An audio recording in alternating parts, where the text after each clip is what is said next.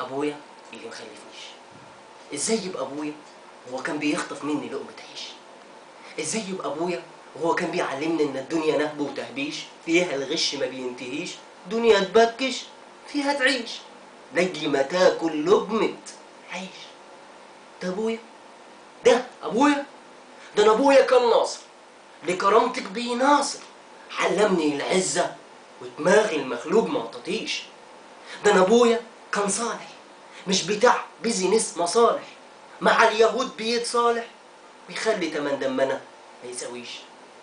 يلي رميتوا رجابكم وعقولكم تحت الامريكان ورديتوا ليكم بالذل والمهان، كفايه كفايه، ما بتختشوش، ترموننا بالزور وتبلعوا الدستور والشعب كله يغور عشان سعادته يعيش.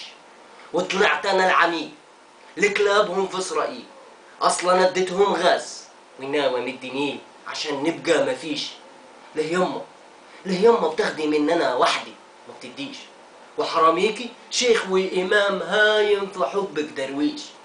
ليه لازم اعيش ليكي في حيز التهميش؟ ليه لما اتظلم واعرج واشقى بحدالة ما بتكفينيش؟ لا هو ابوي ولا انت مامي، لا بتحني ولا تضمي، حالك صبح غمي، فبأمانة لما افارق ما تزعليش.